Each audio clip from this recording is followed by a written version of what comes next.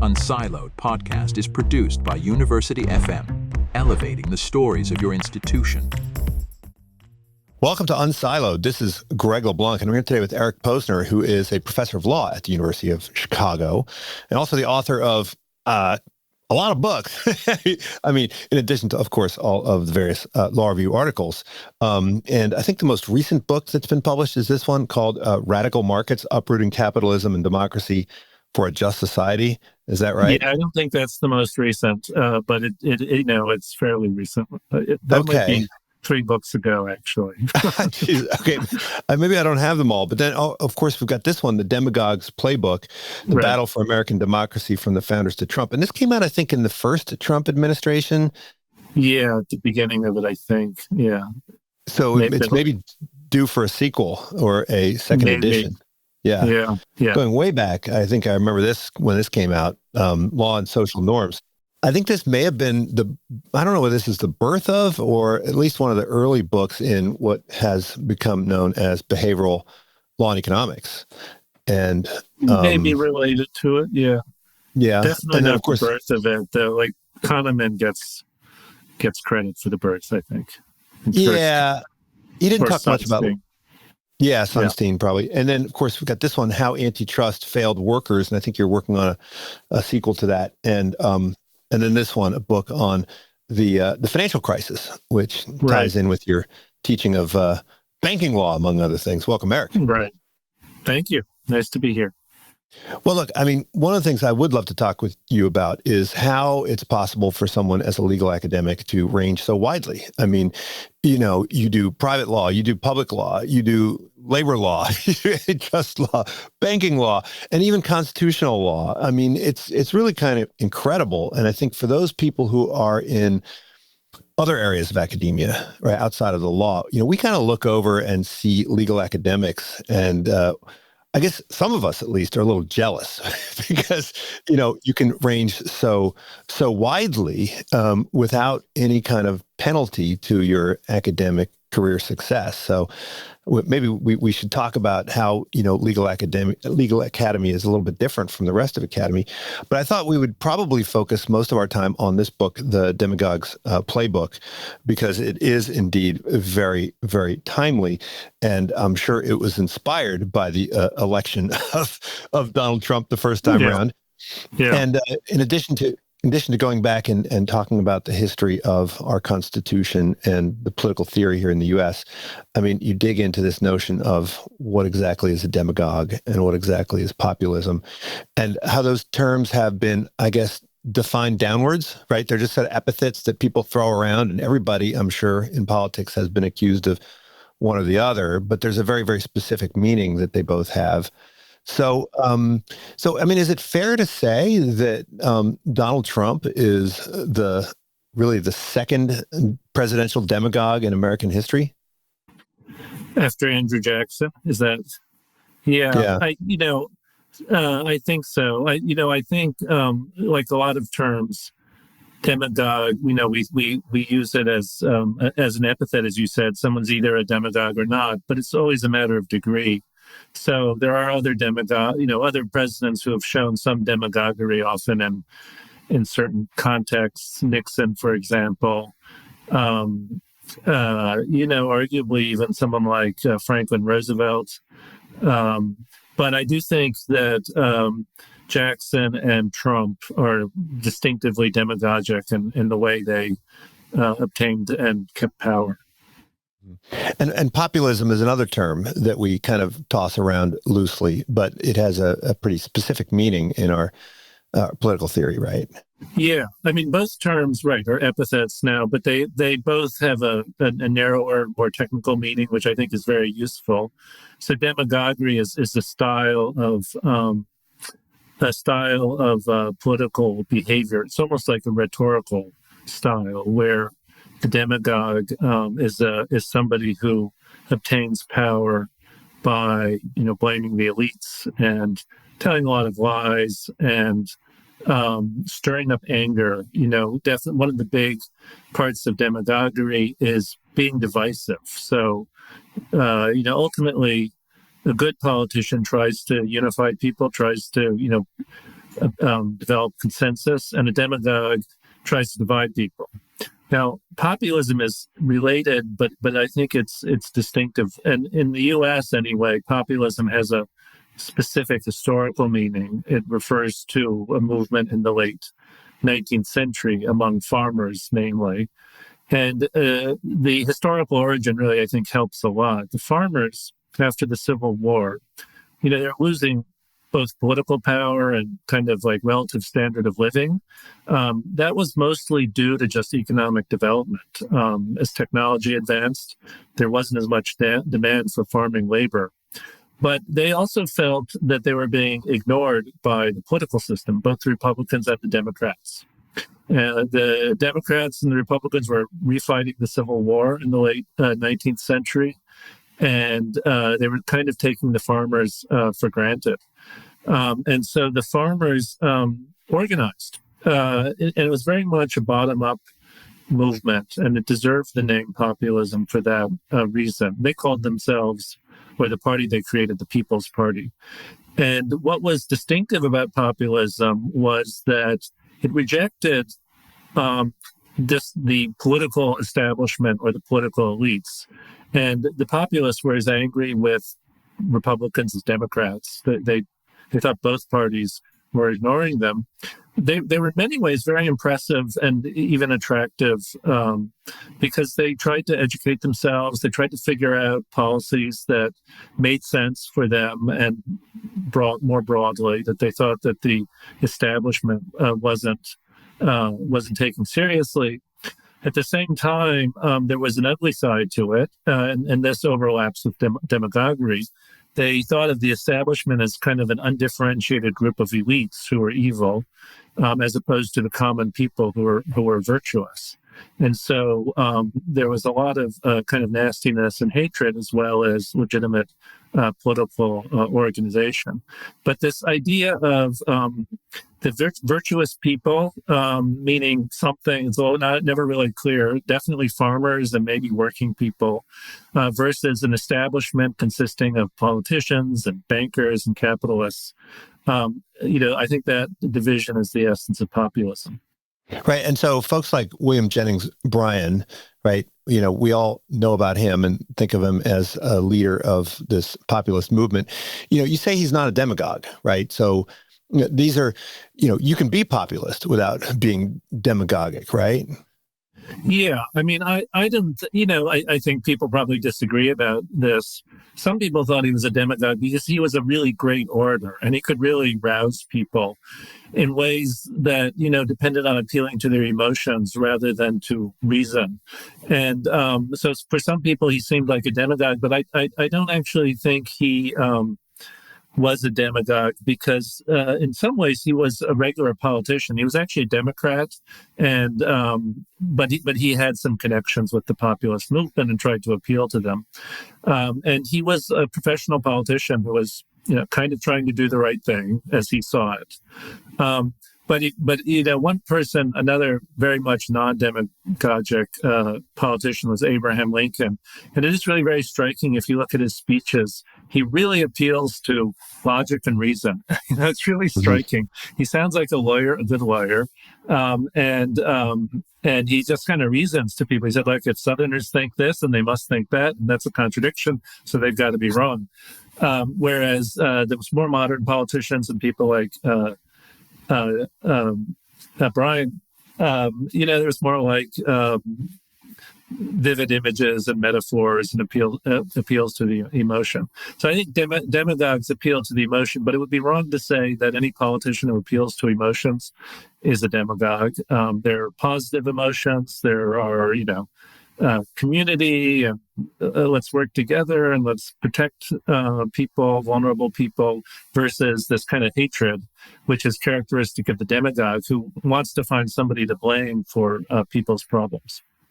Well, it seems like people who are doing a cursory interpretation of American history might focus on, say, left versus right. But it seems like this elite versus the common man dichotomy, it seems to be orthogonal, right? It seems to cut across this because we have, left-wing demagogues, well, maybe not at the presidential level. We have left-wing populist and we have right-wing populist.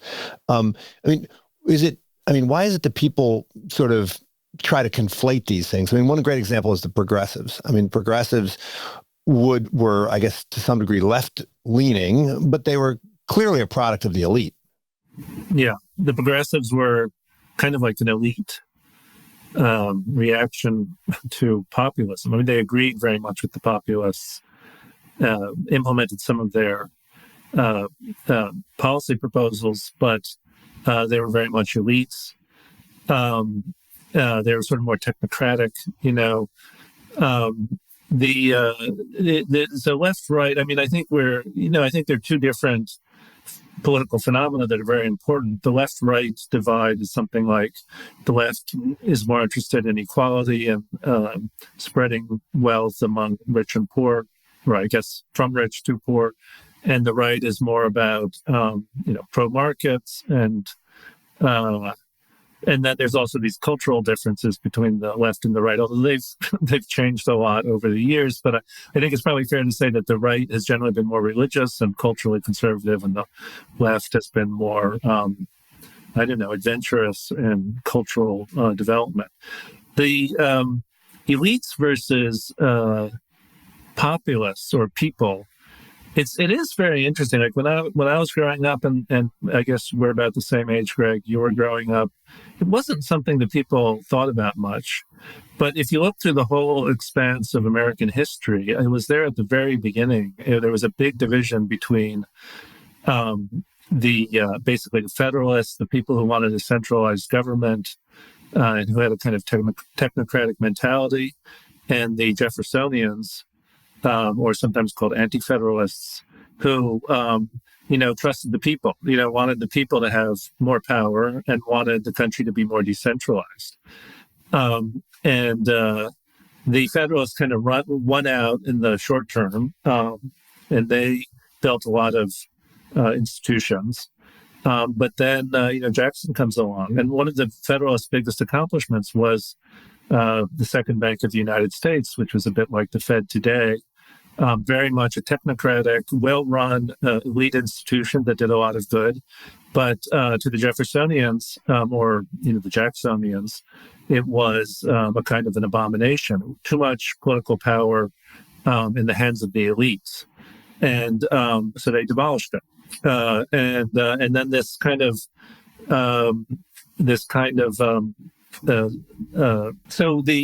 tension between the people and the elites is very strong at the founding. It's very strong during the Jacksonian era. And then it kind of disappears ahead of the Civil War. Everything becomes secondary to the Civil War. Reappears again in the late 19th century. Reappears again during the Great Depression. And then kind of comes back even as early as the 1950s, 1960s. And then kind of disappears during the 70s, 80s, 90s. So, and then it's come back over the last 15 years or so. I think, it's important because I think what often happens is simply that ordinary people feel, rightly or wrongly, that the elites are not paying attention to them, not acting in their interest. And that can come from the left or the right. So it seems to me an inherent tension in democracy, or really any kind of centralized government. Yeah, I mean, it seems like the founders were well aware of the danger of demagoguery. And it seems like while their revolution was initially against the king and they were worried about the establishment of a new king, they were also worried about kind of the mass democracy, right? And so, I mean, to some extent, those two threats are different threats, but to another extent, those two threats can sometimes kind of co-emerge, right? And that's what demagoguery is. Yeah. So interestingly, the masses, when they get frustrated with complicated government institutions, they often feel that basically a strong man is the solution. it's really interesting in the late 19th century during the populist era. The populists had all kinds of ideas, but one that was recurring was that they needed someone like Napoleon.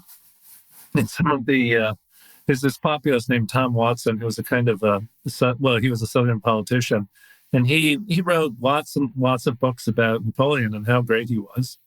And I think the idea is that the elites are, they're a group, and they meet in dark corners and basements or in their clubs, and they plot, and they, maybe they trade favors, or they create, institutions that benefit them. They're like the Trilateral Commission. Yeah, the Trilateral Commission, or the Freemasons. They've been around forever, and so the idea is that at least with a great man or a strong man or a strong great man, that guy can like wipe all that stuff away.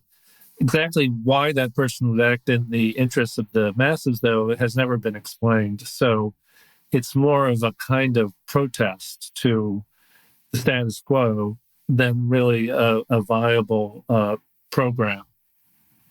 In the founding era, I mean, you're exactly right. The founders did not want a king, and they also did not trust the masses. And they didn't trust the masses. I think, their distrust of the masses was quite understandable. The masses in those days were really uneducated, often very isolated, living in farms, far away from other people. Not really sophisticated about or even knowledgeable about what was going on in the world.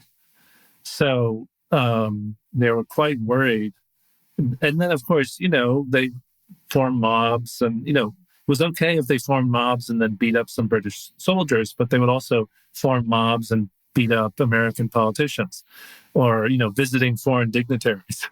So, their solution was to hope that, to create basically a kind of a small A aristocracy, or, a group of virtuous and sophisticated people who the common people would appropriately recognize as their superiors. So, for example, the Electoral College is really initially supposed to be the system in which the ordinary people would select somebody from their community who they trusted, like a religious figure, or maybe the president of the local bank. And that person would then be given discretion to help select a president. The person wasn't just supposed to do whatever the masses did. Now, it didn't work out that way, but that sort of illustrates the concerns that the founders had, that in fact ordinary people would just be perfectly happy to vote in a king. And I guess, that's always been a concern in this country. Well, they put in place mechanisms that were supposed to guarantee a distinctive role for elites, right? Where the elites would have a deciding role in politics. They put in a lot of those mechanisms. The Electoral College was one. So is the Senate. The members of the Senate were supposed to be selected by the governments of the states, which were already controlled by the elites. And then they would have these long 6-year terms. They were supposed to be a kind of wise upper house, a bit like the House of Lords. And the judiciary, I think they thought of as elites. So they definitely did not want like a mass democracy. The problem was, though, the people of the U.S., got the idea that democracy was good.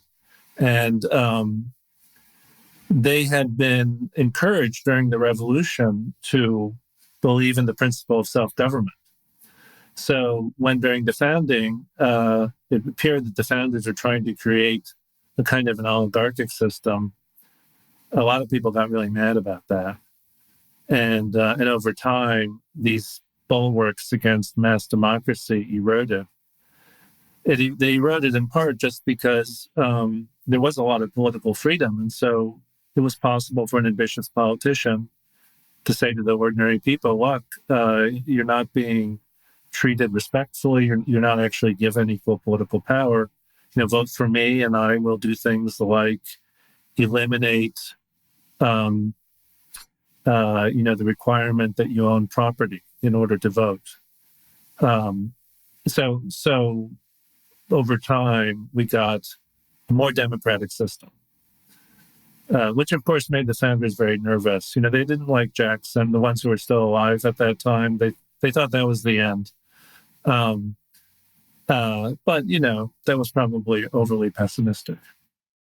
Right. But even though we've moved towards much more democratic system with universal suffrage and so forth, it does seem like the role of the elites did not in any way diminish, particularly after the creation of the administrative state. I mean, the elites became even more important, if anything. Definitely. I mean, even as early as Jackson, I think ordinary people gained more power largely because over time states allowed more and more people to vote, eliminated these franchise restrictions. But Jackson just created this new party system, and the new party system was controlled by elites. So now you had you had political parties, the Democrats and the Whigs, and eventually the Democrats and the Republicans, and they were controlled by elites. And it was still more democratic, I think, than at the founding era. But there's no doubt, for example, that while people voted for the president, the candidates were selected by, elites, professional politicians, wealthy people, and so forth. So then we get to the administrative state, as you mentioned, and this begins really in the late 19th century, but it accelerates radically, during Wilson in the teens, and then especially with Franklin Roosevelt.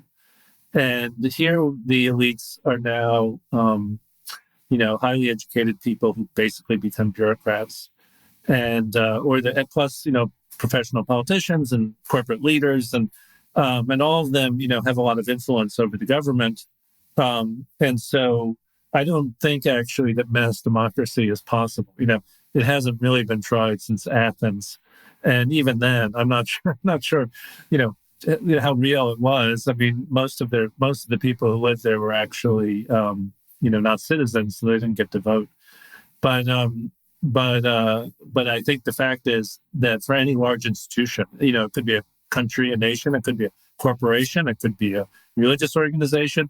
There are people at the top, and they're the elites, and they're usually, kind of more educated, sophisticated, or just more politically adept, and they end up having more power than everybody else.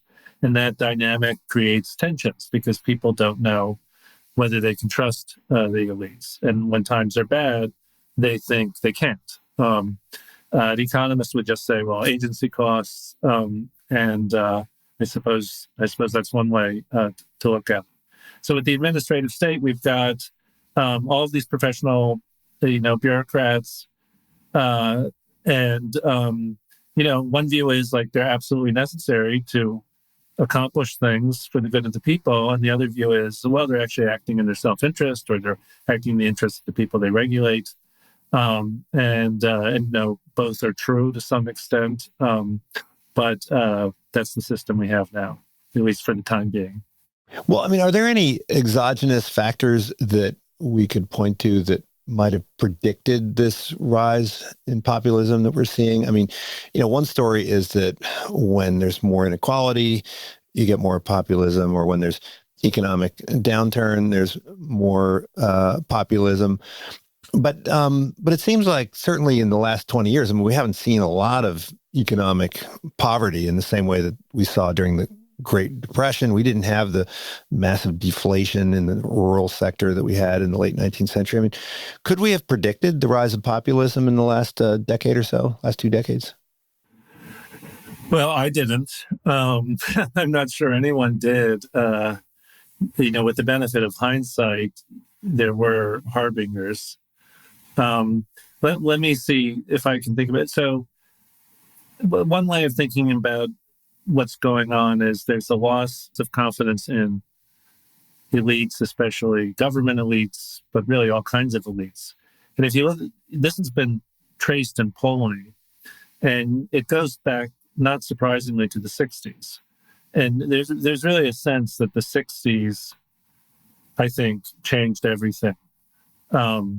Vietnam War, civil rights movement, and then just kind of a loss of confidence in the government, because I think, to a lot of people, it didn't respond appropriately to the civil rights.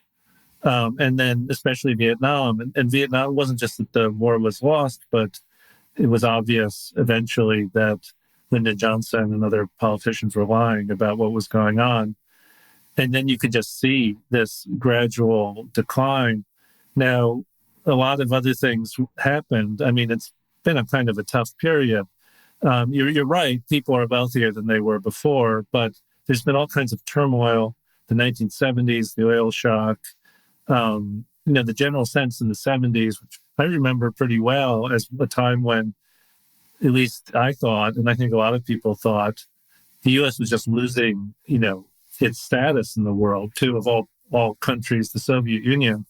And people didn't like capitalism, or maybe they didn't like democracy. And then in the 80s, there's this kind of rejuvenation, but Reagan obtains power by attacking the government. So in many ways, he just kind of reinforces the distrust in the government.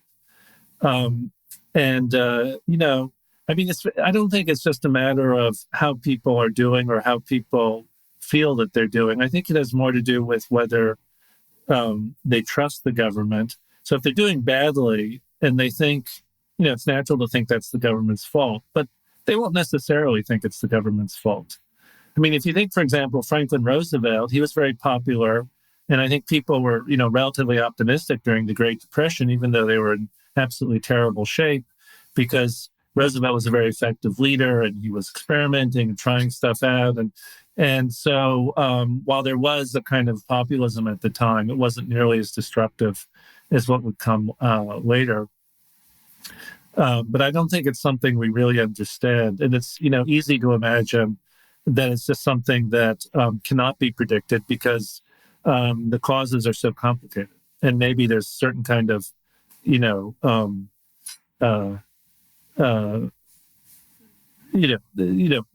people have to act there's a lot of choice. Like there have to be politicians who have, they have to really break things in order to take advantage of populist feelings. And maybe that's just people like that are pretty unusual. I mean, Trump is very much like that. And, there are people before Patrick Buchanan and Ross Perot. I mean, there were these guys who always seemed kind of like lunatics.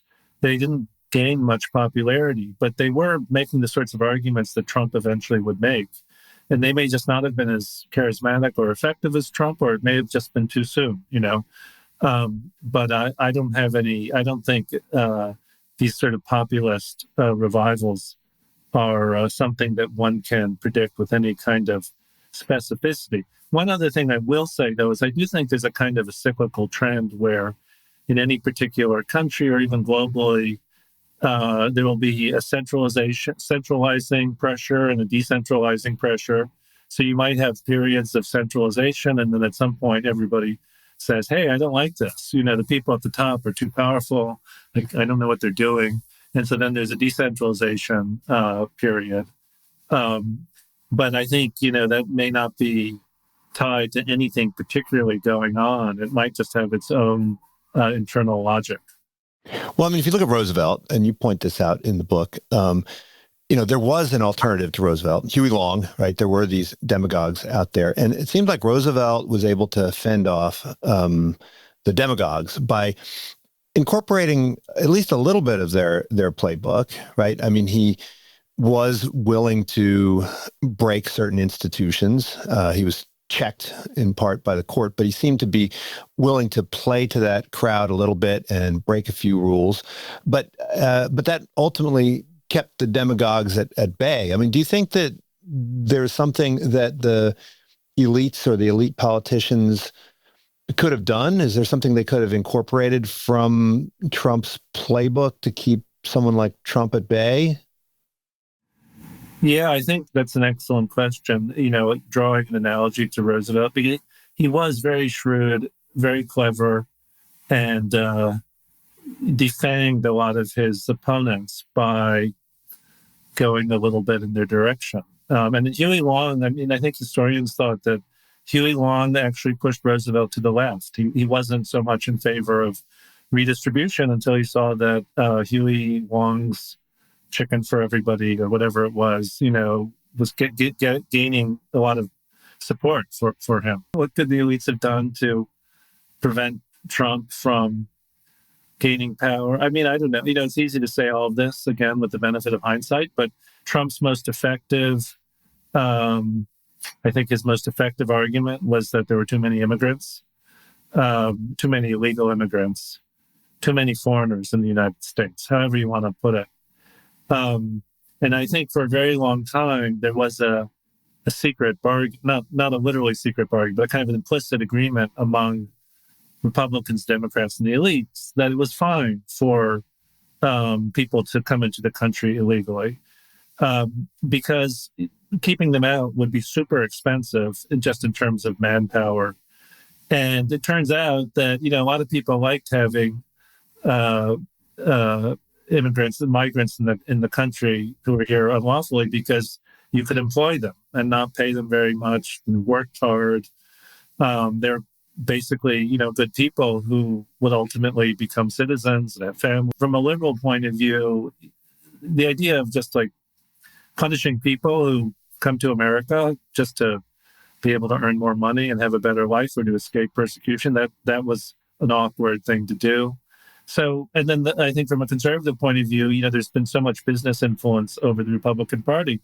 There are all these businesses that, rely on labor that's here illegally.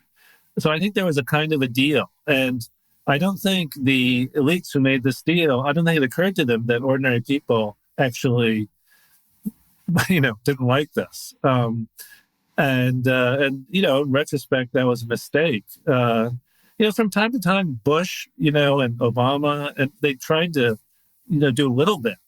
But I remember looking at the statistics under Bush, because even George Bush, the second Bush, even in those days, there was kind of like this agitation to do something about illegal immigration.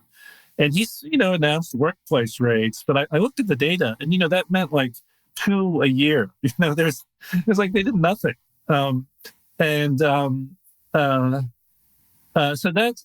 so that was that was something that maybe some people could have figured out before it was too late. Generally, and I think this is connected, globalization, I think the elites, left and right, thought globalization was terrific. It generates wealth. And maybe it reduces, this turned out to be wrong, but people always seem to think that globalization will reduce strife and political tensions among nations. But in any event, globalization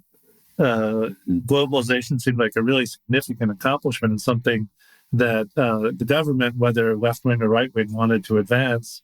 And it turns out people didn't like that, And it really does echo, to a striking extent, the Jacksonian period, because the Second Bank of the United States was really terrific. It was really well run and way ahead of its time. And it wouldn't have occurred to anybody that you wanted to abolish it. That just seemed crazy.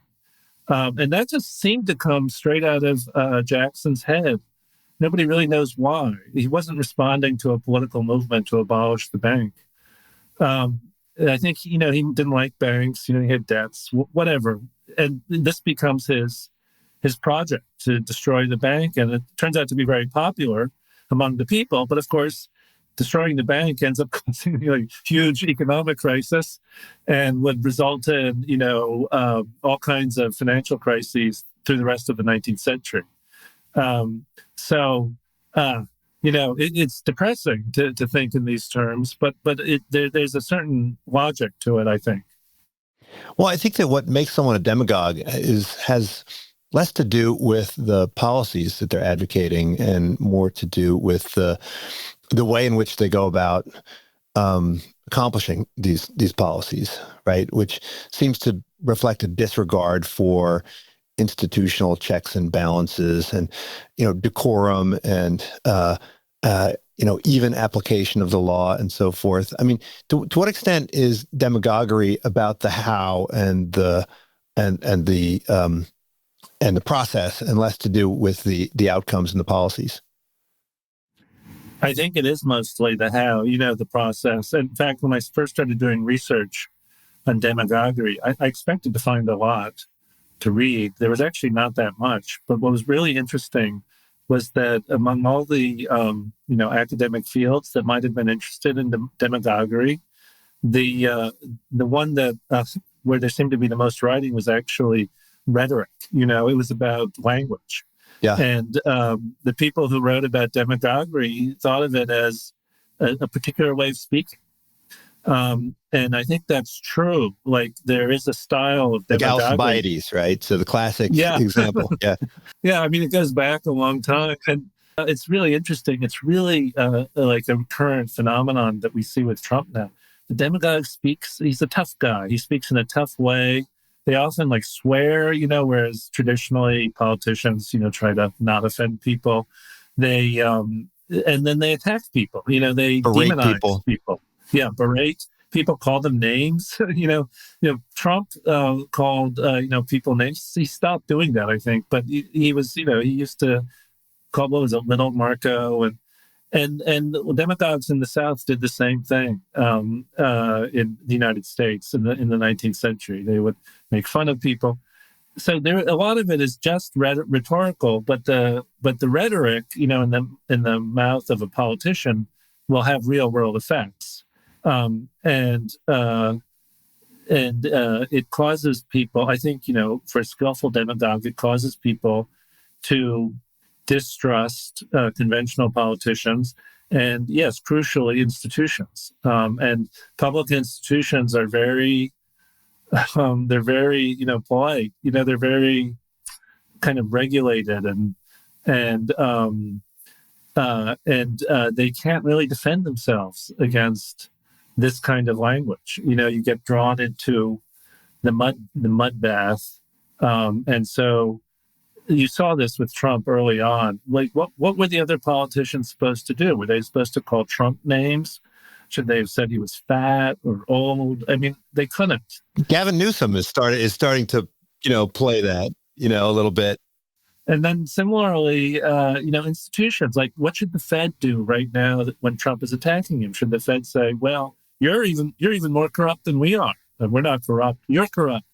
But no, that would make them look worse. So there is something very effective about demagoguery, but of course it doesn't always work, fortunately.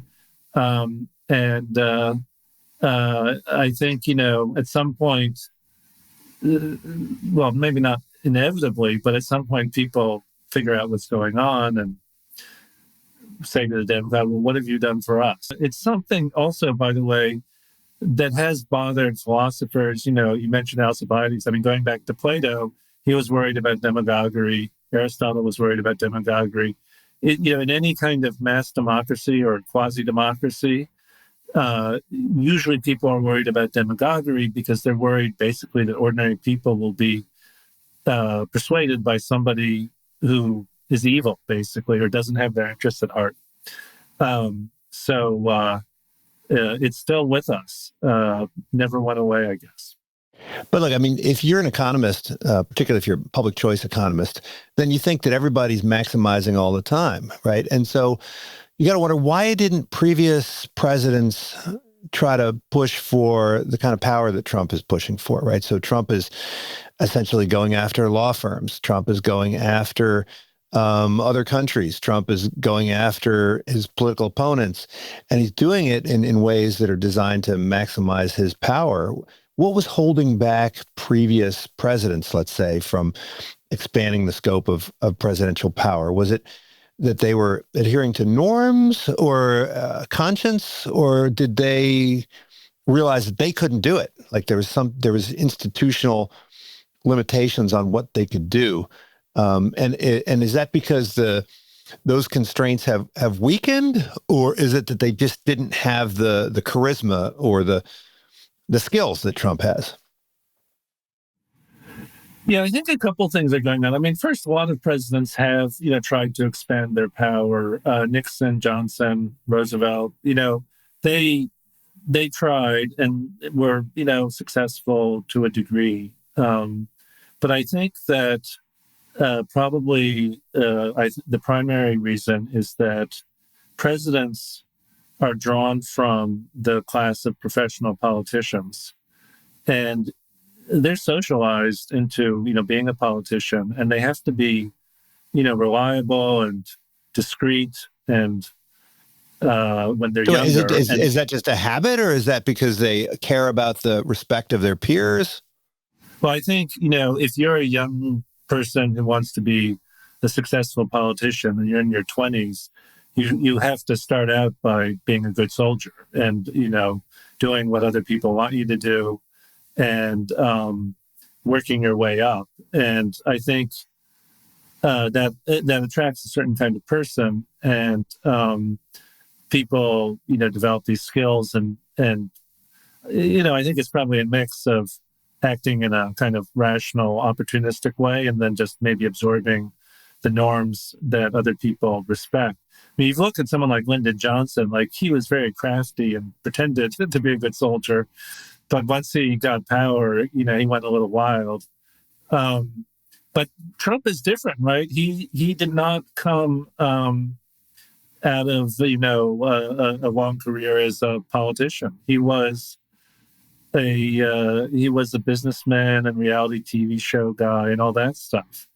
And, it is remarkable. I think people like that generally don't become president. Like nobody would vote for someone like that. Now, people have been worried about demagogues going all the way back to the founders. They were really worried about military leaders. Because a military leader is somebody, and they were thinking of more like someone like Napoleon. Yeah, but, like Coriolanus, right? Pardon me? Coriolanus. Oh, Coriolanus. Yeah, right. And it goes back, way back.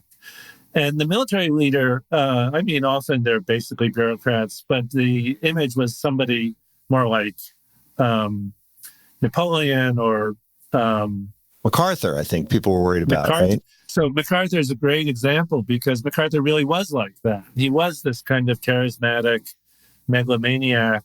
And there was a moment where there was a thought that maybe he would become a kind of dictator. And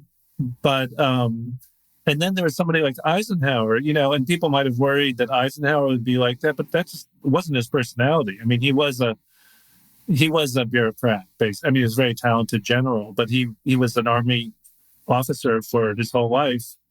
And, he respected institutions and norms. But I think that's the recurrent worry, is that some person who develops charisma and power in some other area of life, sweeps the masses off their feet, is elected, and then just does what he wants. And Trump is the closest, we've had to that. I mean, Jackson was a bit like that also. I mean, he was a successful military leader, an authentic, successful military leader. And he was a professional politician for a while. But, I don't think he respected political norms. He wasn't that kind of guy. So when he became president, he also was a bit of a wild man. But I do think, it's just very hard to press. I mean, look, people try. Chris Christie tried. Trump's opponents tried to imitate him. I think there's also, what is it? It's some kind of skill and charisma, which is not really a very satisfactory explanation. But I do think that it's not something that one really sees much in professional politicians and democracies. And that's why we haven't had more presidents who've been authentic demagogues. Well, I mean, I think norms play a role, and you refer to norms quite often, but norms are puzzling, right? It's still 30, I don't know, what, 25 years after your book on norms, it's still, we still don't really have, yes. we still don't really have a good understanding of how these things work. I mean, it's clear that the behavior of George Washington, right, and how he manifested the presidency had a big impact, right? Like if he had done things differently, then we would have a very, very different political history. But the question is why, right? How do you establish these norms? How do they perpetuate themselves? And then, how do they break down seemingly overnight with a president like Trump? Yeah, I mean, I said norms earlier, but you didn't see this, but there was an implicit footnote because I don't really trust the norm explanations. When people say Trump violated a norm, lots of presidents have violated norms. And I think norms are, as an economist, are sort of self-enforcing behavioral patterns. Washington was famous for leaving office after 2 terms and supposedly establishing 2 terms as a norm. But I've always wondered about that. I mean, Washington hated being president. He was miserable. And he was just so relieved to stop. And then, like all the presidents after Washington till Roosevelt, most of them, they're, old, they're sick and tired, and it's a horrible job. It's a stressful job. Or they get shot. They get shot. A lot of them got assassinated. And people just get unpopular. I mean, the public just gets sick of presidents after a while. So a lot of them, I'm sure, didn't run for re-election because they just thought they would lose. And that's what happened with Johnson, Lyndon Johnson eventually.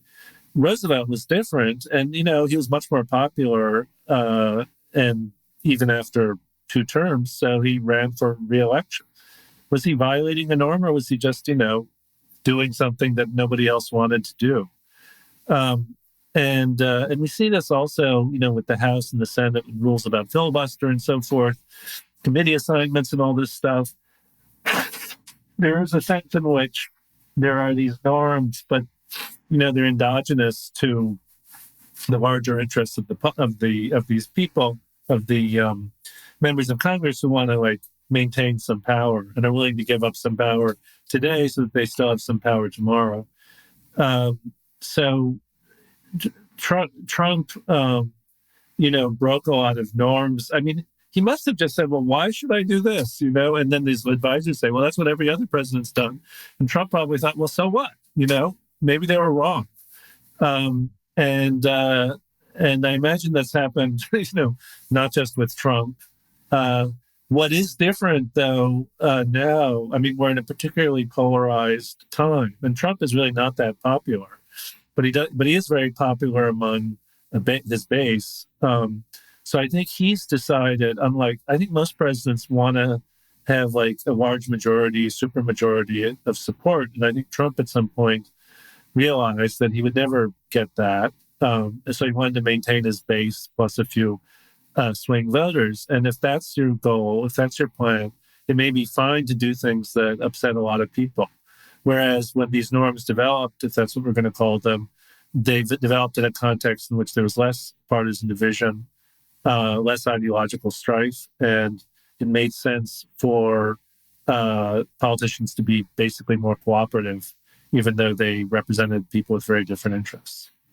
Now, to get to the timing of this, I mean, in your book, Radical Markets, you do point to the present moment as a time that is in need of some radical measures, right? And you refer to it as stagnequality, right?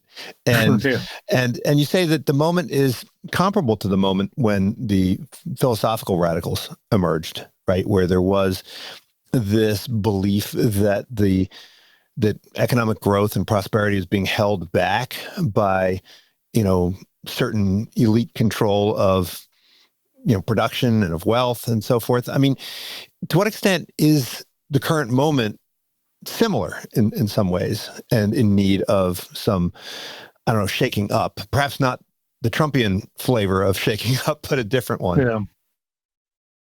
Yeah, I just don't know. I mean, I do think there are these interesting parallels between now and, late 18th century Europe or Britain.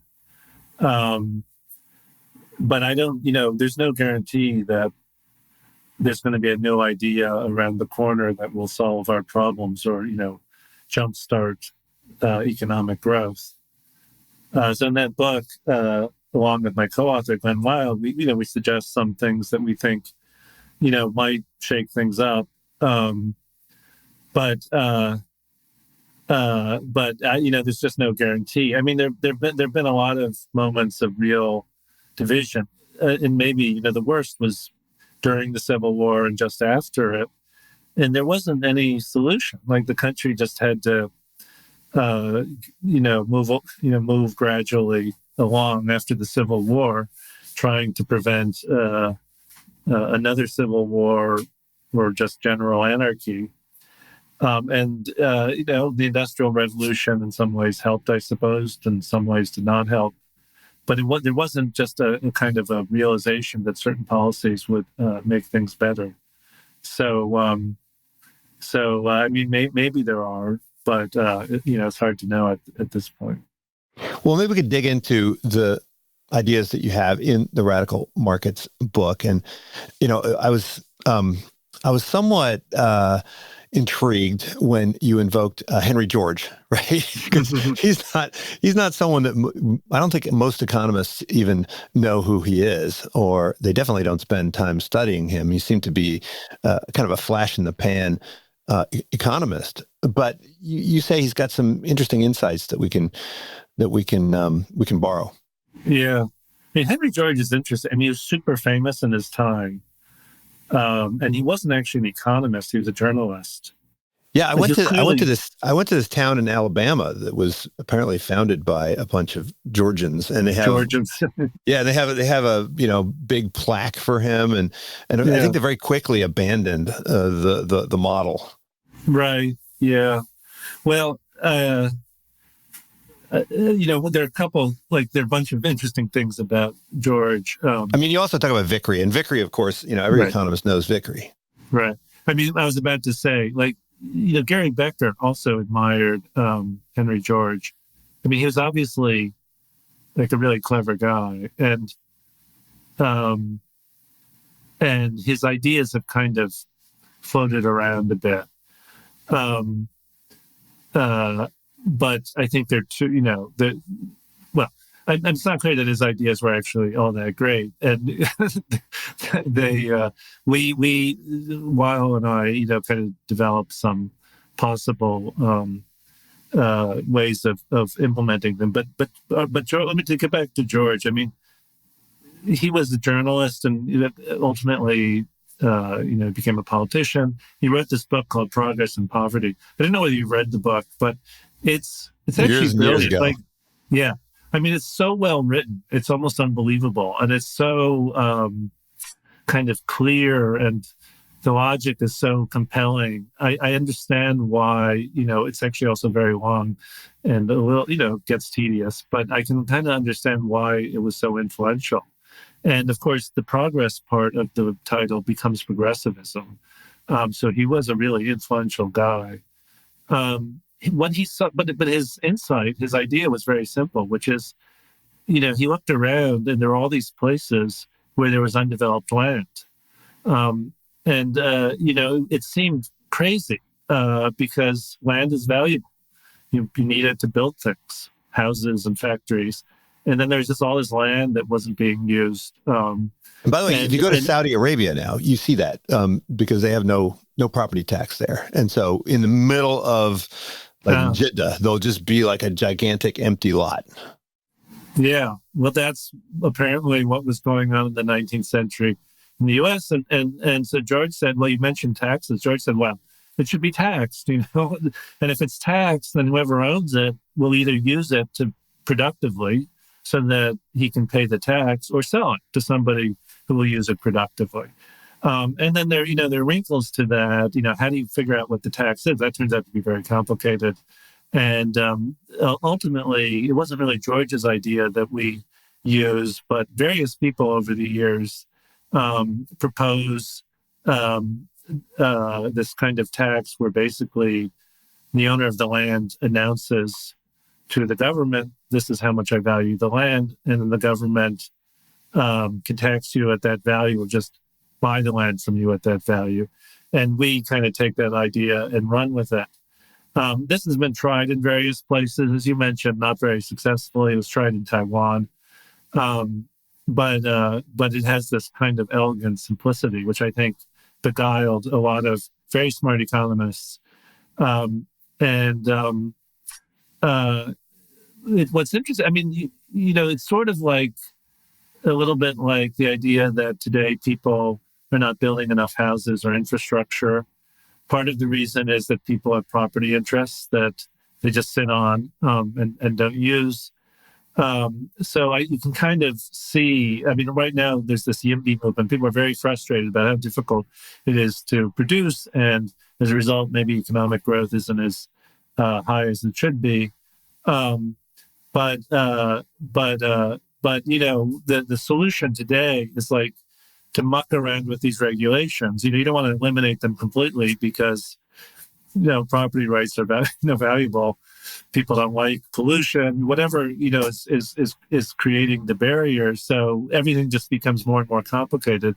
And this Georgist approach is a little bit more elegant.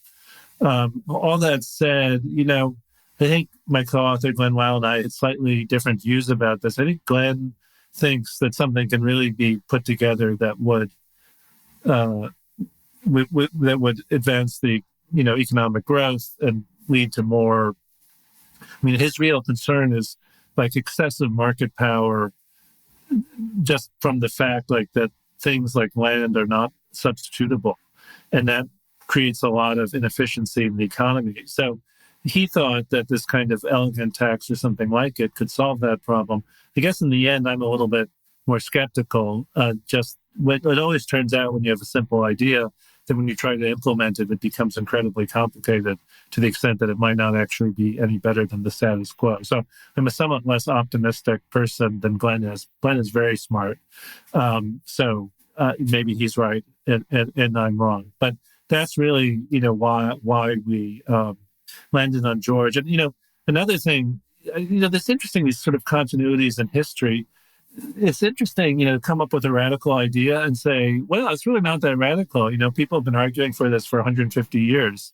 And I think that creates comfort. This is more like a rhetorical move. Like, yeah, people have been arguing about it. It's been tried out in various forms. Maybe we can get it to work today, or we can get some kind of support for trying it out. So, that's what I was thinking. Well, I mean, this book is, I don't think, although there are some radical proposals, it falls, I think, in the mainstream of economics, in that all economists believe in markets. Like, we all have faith in markets. We just disagree about how they should be structured and organized. And you mentioned market power, right? So we all believe that market power can be problematic, but we sometimes disagree about how problematic and where it's located. And so in this book on antitrust, you head right into labor markets and focus on monopsonies. And there's some interesting points that you make. One is that we, as economists, spend way too much time thinking about monopolies and not much time on monopsonies. And we spend all of our time thinking about consumers and not much on workers. So, I mean, do we need to rethink antitrust from the ground up? No. And I also think, I mean, I want to respond to your broader question as well, and then I'll talk about antitrust specifically. I mean, there are all kinds of ironies. I agree with you completely. We use the term, we use radical markets. That actually comes from Milton Friedman, who's like a super pro-market guy. And as you mentioned, philosophical radicals, those are people like Adam Smith. They were considered radicals in their time because at the time people weren't very confident in markets. And Smith comes along and points out how markets really are very good at generating wealth for people and improving their lot. Smith, though, was also very, very skeptical of businesses. And this is something that people often, disregard. I mean, he thought businesses were very rational. And the rational thing to do if you're a business is not to innovate and lower prices. It's to collude with other businesses and raise prices. And he says, like, this is the most natural thing in the world. And there's a famous passage where he talks about how merchants will raise prices. You know, whenever they get together, they'll talk about raising prices. And then there's a somewhat more obscure passage where he talks about how whenever employers get together, they'll lower wages, right? And I really like this because, you know, he's being very logical and taking his premises to, you know, their appropriate conclusion. In radical markets, we don't talk much about labor monopsony, but you're right that in, like, you know, sort of relatively conventional economic models, market power is a big problem, although there are all kinds of ambiguities. But if there's market power, there's less exchange and less wealth generation. So if you're pro-market, does that mean you should, like, try to eliminate market power with very strong antitrust laws? Well, yes and no. Some people say yes, I do. Other people say, as you know, no, because the market will fix itself, and, you know, the margins that monopolists obtain will draw in competitors. But I follow this route in the direction of being concerned about market power, and that led to my interest in monopsony, which just means, you know, labor side market power, or really input side market power. So I was heavily influenced by economics because, you know, what got me interested in this was a bunch of papers written by labor economists that showed that, contrary to more or less conventional wisdom, labor markets are frequently very concentrated. So there are relatively few employers competing for workers, which means that their wages should be suppressed below the efficient rate. And I found this fascinating because the whole history of antitrust law, it has been, you know, a number of times been acknowledged that antitrust law applies to labor markets, but there are virtually no real cases, and most of them involve sports leagues, which were just thought of as like something special. Have you taught antitrust also? Oh, many times. Yeah.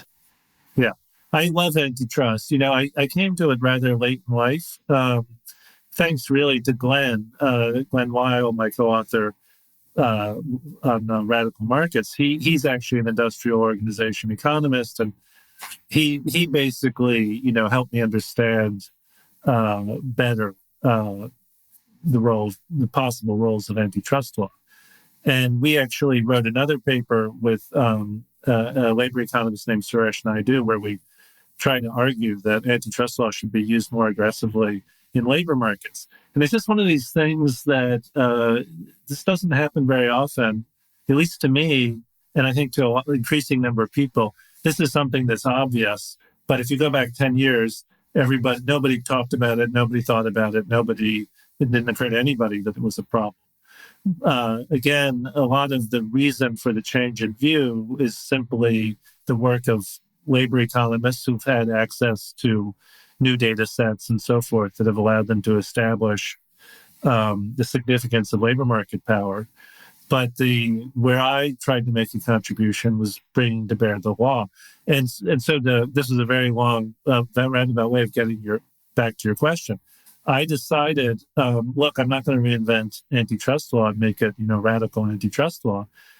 Existing antitrust law, which is fairly, you know, unambitious or fairly, I don't know what you want to, sort of fairly moderate, simply hasn't been used in labor markets and should be.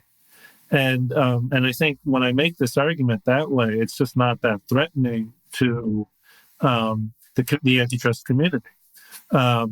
Whereas people who are sort of on the left, you know, a lot of them kind of want to like use antitrust law to get rid of markets or reshape them. And, you know, I'm more skeptical about that. And I think, you know, it's helped push this agenda forward to try to use, you know, ordinary tools to help improve the efficiency of labor markets. Well, you mentioned that a lot of economists think that the markets will kind of heal themselves if there's a monopolist that emerges. I mean, right now we're seeing this with Google. Google, no one ever thought that Google would lose its monopoly on search, right? And now here we go. It seems to be threatened. You mean with AI type search? Yeah, with ChatGPT or Perplexity or some other search engine. But what about in politics? Do you think that the political system in the U.S. is capable of self-healing after Trump? I mean, it seems like, after Jackson, things kind of went back to normal, and, we didn't have a demagogue for a while. I mean, should we be thinking seriously about trying to make modifications to our constitutional system to make it more difficult for demagogues to emerge, or should we be thinking of this as kind of an aberration? I think that things will go back to some version of normal, but that Trump will have done a lot of damage. And, I think that's what happened with Jackson. I mean, another thing that Jackson did was destroy the sort of elite civil service that the United States had at the time. And it took a long time. So the civil service became incompetent and corrupt. And it took quite a long time to fix it. And similarly with the central bank, you got rid of the central bank. Well, eventually you get the Fed, but that's 80 years later. So he did I think he did like significant damage. But the country survived. He didn't undermine our democratic institutions. In some ways, he kind of advanced democracy. I was kind of, it's not entirely clear, but he did sort of help advance the modern party system, which seems kind of unavoidable and probably superior to whatever it was that it replaced. The kind of it was sort of a quasi-aristocratic system during the Jefferson era. So I think Trump, he's done a lot of bad stuff that I think his successors might feel inclined to imitate, the kind of corruption, the personal corruption, threatening judges, threatening universities, threatening journalists. I mean, that stuff worked for Trump, and I think his successors might think it'll work for them. I don't think that's necessarily so. Nixon, I said, was a quasi-demagogue, and there was a real backlash to Nixon. And there was a brief period where Congress tried to clean things up.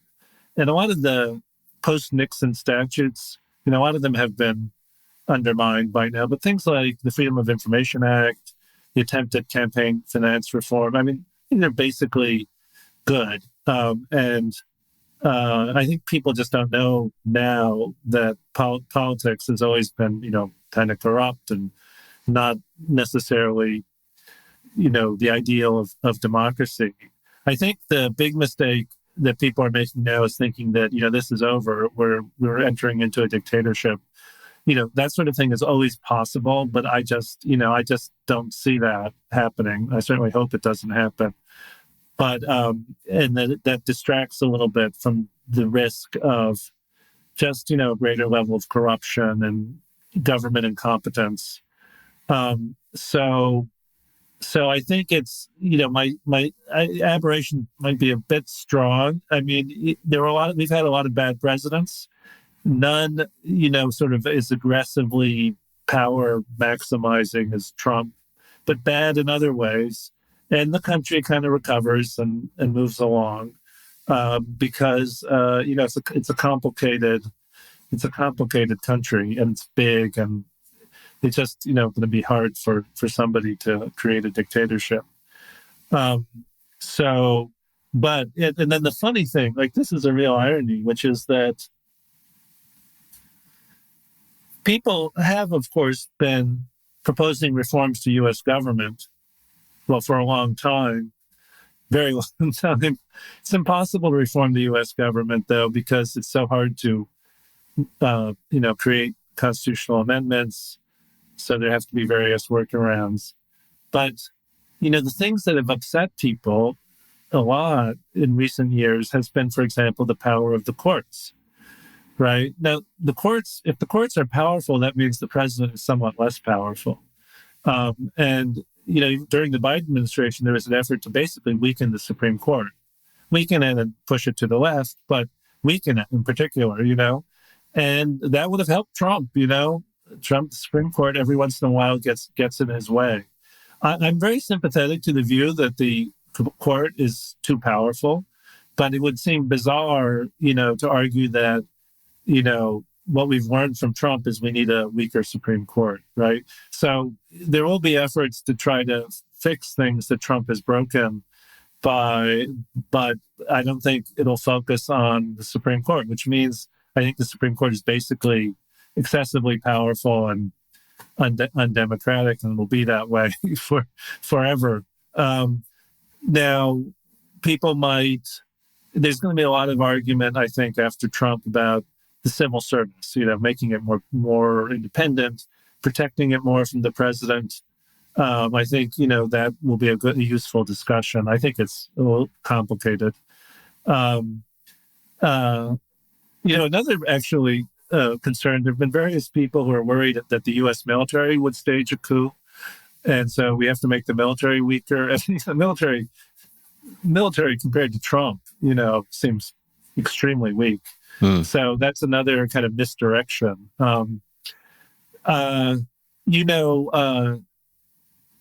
Government ethics, anti-corruption, protecting the courts, ironically from the president. There's a lot of stuff, sort of small bore but important stuff that needs to be done. And I think, will be done to some extent in the years after Trump, although, of course, there are no guarantees. Well, last question. You've taught a lot of different areas of the law, and you've written on an even broader range of areas in the law. And, law has always been sort of a generalist discipline. If you're a judge, you need to be familiar with pretty much every area of law. We don't have specialized courts in the common law system. I mean, apart from tax and bankruptcy, but, we have these generalized courts that, deal with civil and criminal cases.